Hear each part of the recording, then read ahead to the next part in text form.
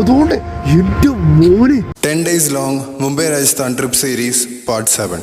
വെളുപ്പിന് ഏകദേശം 4 മണിയൊക്കെ ആയപ്പോൾ ഞങ്ങൾ ജോധ്പൂർ എത്തി. ബസ് കാണാനൊക്കെ അടിപൊളിയായിരുന്നു. പക്ഷെ സാധാരണ സ്ലീപ്പർ ബസ്സിലുള്ള അത്രയും ലെങ്ത് ഉണ്ടായിരുന്നില്ല കിടക്കാനായിട്ട്. ഞാനതുകൊണ്ട് ബസ്സിൻ്റെ ഉള്ളിൽ ചുരുണ്ടുകൂടി കിടന്ന് ഉറങ്ങിയത്. ജോധ്പൂർ ഞങ്ങൾ ഒരു ദിവസം ഉണ്ടായിരുന്നുള്ളൂ. അതുകൊണ്ട് തന്നെ ഞങ്ങൾ ഒരു ഹോസ്റ്റലായിരുന്നു ബുക്ക് ചെയ്തത്. ഞങ്ങൾ ഇതുവരെ എടുത്തിരിക്കുന്ന സ്റ്റേകളിൽ ഇത്തിരി പ്രൈസ് കൂടുതലായിരുന്നു ഇവിടുത്തെ സ്റ്റേക്ക്. എന്നാലും ഇവിടുത്തെ ആംബിയൻസ് അത്രയ്ക്ക് അടിപൊളിയായിരുന്നു. അതുകൊണ്ടാണ് ഞങ്ങൾ ബുക്ക് ചെയ്തത്. ഇവിടുത്തെ ഇവരുടെ ശരിക്കുള്ള ചെക്കിംഗ് ടൈം 1 PM ആണ്. അതുകൊണ്ട് തന്നെ രാവിലെ ഒന്ന് റെഡി ആയതും ബാഗൊക്കെ കീപ്പ് ചെയ്തതും എല്ലാം ഇവരുടെ കോമൺ ഏരിയയിലായിരുന്നു. അതുകൊണ്ട് എന്റെ മോനെ ജോധ്പൂരിന്റെ ഏറ്റവും വലിയ പ്രത്യേകതയാണ് അവരുടെ സിറ്റിയുടെ സെൻട്രലായിട്ടാണ് അവരുടെ പാലസ് ഇരിക്കുന്നത്. അവരുടെ സിറ്റിയിൽ ഒരുമാതിരിപ്പെട്ട ഏത് സ്ഥലത്ത് നോക്കിയാലും ഈ പാലസ് നല്ല രീതിയിൽ കാണാൻ വേണ്ടി പറ്റും. ഞങ്ങൾ ഏറ്റവും ആദ്യമേ കാണാൻ വേണ്ടി പോയത് ഞങ്ങൾ നിന്ന് ഹോസ്റ്റലിന്റെ തൊട്ടടുത്തുള്ള ജോധ്പൂരിൽ തന്നെ ഫേമസ് ആയിട്ടുള്ള ഒരു സ്റ്റെപ്പ് പൂൾ കാണാൻ വേണ്ടിയായിരുന്നു. അത് കണ്ടു കഴിഞ്ഞിട്ട് അവിടെ നിന്ന് നേരെ പോയത് അവരുടെ ഒരു മാർക്കറ്റിലേക്കായിരുന്നു. ഈ മാർക്കറ്റിലാണ് വളരെ ഫേമസ് ആയിട്ടുള്ള മറ്റേ ക്ലോക്ക് ടവർ ഒക്കെ ഉള്ളത്. ഇവിടെ നിന്ന് നോക്കിയാലും മറ്റേ പാലസ് ഞാൻ പറഞ്ഞില്ലേ, അത് വളരെ ക്ലിയർ ആയിട്ട് കാണാം. അതുപോലെ തന്നെ ഈ ക്ലോക്ക് ടവറിനുള്ളിൽ ഇപ്പോഴും നമുക്ക് വിസിറ്റ് ചെയ്യാൻ പറ്റും. കുറച്ച് സ്റ്റെപ്പ് കയറി ചെന്ന് കഴിഞ്ഞാൽ ഏറ്റവും മേളിൽ നമുക്ക് ഈ ക്ലോക്കൊക്കെ അടുത്ത് കാണാൻ പറ്റും. പോരാത്തതിന് ഇപ്പോഴും അതിന്റെ ടൈമൊക്കെ വളരെ കറക്റ്റാണ്. അല്ല, ഐ മീൻ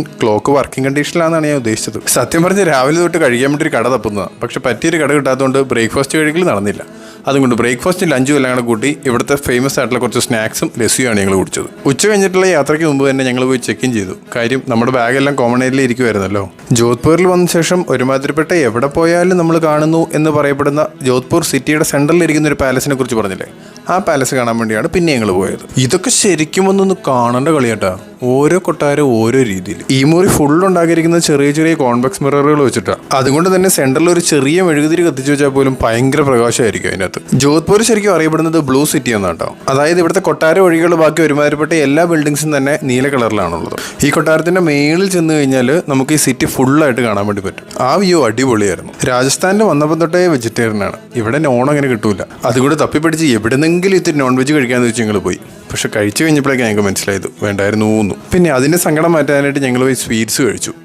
അത് അടിപൊളിയായിരുന്നു, ഒന്നും പറയാനില്ല. അവിടുന്ന് ഞങ്ങൾ നേരെ പോയത് നമുക്ക് ജോധ്പൂർ ഏറ്റവും ബെസ്റ്റ് ആയിട്ട് സൺസെറ്റ് കാണാൻ പറ്റുന്ന ഒരു സ്പോട്ടിലേക്കായിരുന്നു. പക്ഷെ ഞങ്ങൾ ചെന്നപ്പോഴേക്ക് സൺസെറ്റ് കഴിഞ്ഞു പോയായിരുന്നു. അതുകൊണ്ട് ഞങ്ങൾ കുറച്ചു നേരം മിണ്ടിയും പറഞ്ഞു വരുന്നു തിരിച്ച് ഹോസ്റ്റലിലേക്ക് പോകുന്നു. അയ്യോ, ഇന്നത്തെ ദിവസത്തിനൊരു പ്രത്യേകതയാണ് കേട്ടോ. ഈ കൊല്ലത്തെ ലാസ്റ്റ് ഡേ ആണ് ഇന്ന്. ഞങ്ങൾ ട്രിപ്പ് പ്ലാൻ ചെയ്തപ്പോൾ തന്നെ ജോധ്പൂറിലെ ന്യൂ ഇയർ ഞങ്ങൾ ഫിക്സ് ചെയ്തതായിരുന്നു. അതെന്തായാലും 100% വെർത്തായിപ്പോയി. ഈ പാലസിന്റെ ബാക്ക്ഡ്രോപ്പിലുള്ള വെടിക്കെട്ടും ഇവരുടെ കലാപരിപാടികളും എല്ലാം കൂടെ ആയപ്പോഴേക്ക് അടിപൊളി, ഒന്നും പറയാനില്ല. അപ്പോൾ ബാക്കി നാളെ.